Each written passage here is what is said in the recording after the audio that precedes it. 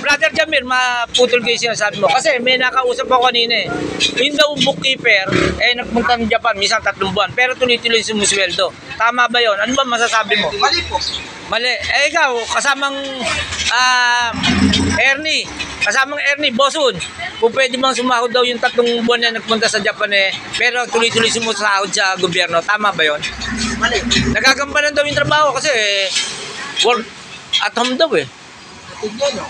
Sabi niya lang yun. Tama ba yun, sumasahod? Ang trabaho niya, bookkeeper eh. Ibig sabihin, tagapag-ingat ng mga libro. Anong kontrata? Pero siya ay nasa Japan, sumusweldo.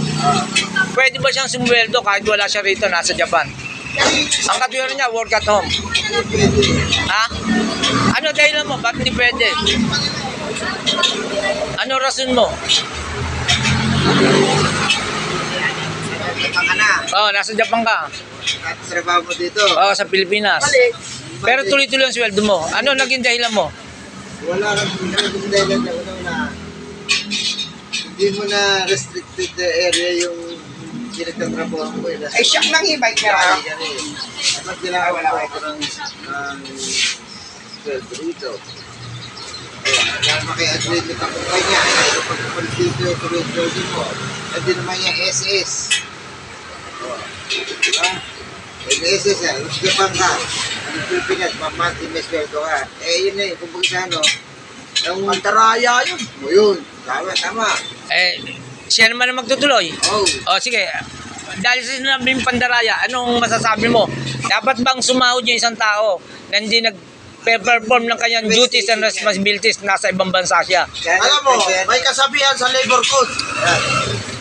No work, no pay. Sa madali sabi. Pero may alam ako. Tuwing sasabihin niya next, sumisweldo siya. Alam mo kung ano yun? Yung mga puntasin ka sa starter, sasabihin lang next. Kada 2 oras, 2,000. Kasi, Nila sasabihin. yun yung ayon din sa nakausap ko. Bakit daw sumusweldo pero wala raw rito. Hindi raw nagpe-perform ng trabaho. Ano mag-English ko sa starter?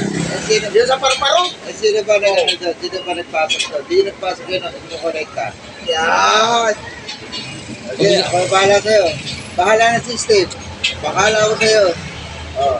Bakit ka? Yun sinasabi. Ibig sabihin, yung palang tao na yon,